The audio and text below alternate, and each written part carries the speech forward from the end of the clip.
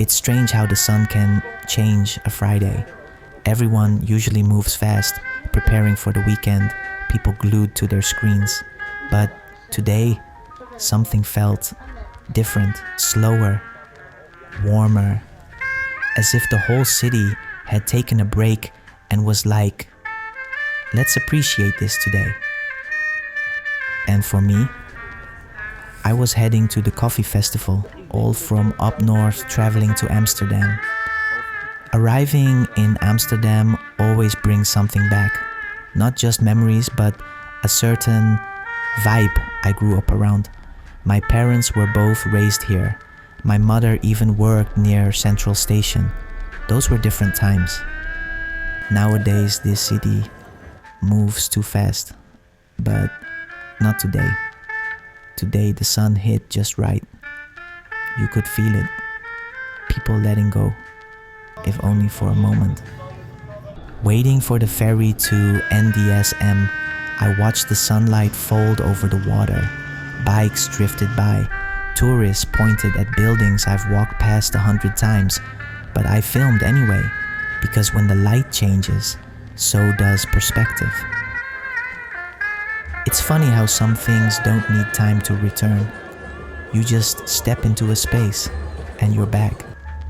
The smell of fresh grind, the hiss of steam, the quiet confidence of people who've spent years perfecting something the rest of the world barely understands. I came with Sylvia. We used to be baristas together, back when I didn't even know how to pour a single shot. She was my sensei, basically. The kind of person who knows the difference between 10 seconds and 11. She understands coffee in ways you didn't even know you didn't know. To most people, coffee is just caffeine, but in here it is something else, an entire culture. Every booth felt like its own little world, and the more I walked, the more I remembered. This wasn't just a chapter in my life, it shaped me. In my day-to-day, I work in digital marketing and AI, but in some way it's always about connecting with people in the most human way possible. Coffee, to me, was never just about the drink. It's about where coffee shows up. It's always in the middle of something human, a moment, a conversation. It slows people down, just enough to hear each other. I think what surprised me most, I walked in expecting coffee. I left with stories, with ideas, with conversations that stretched way beyond taste. I tasted espresso I didn't know could exist. Fermented coffees, fruity blends, balanced shots.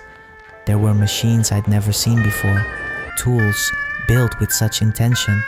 At some point I thought, maybe this is how car lovers feel at auto shows. I never understood their passion, until now. And the branding, wow.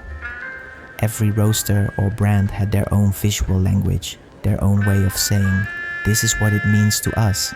You didn't see the big commercial names. You saw artists, makers, people who had chosen to do it differently. What stood out the most though was the openness. People didn't just sell you something. You could feel the respect in the room, not just for the product, but for where it came from. Nature,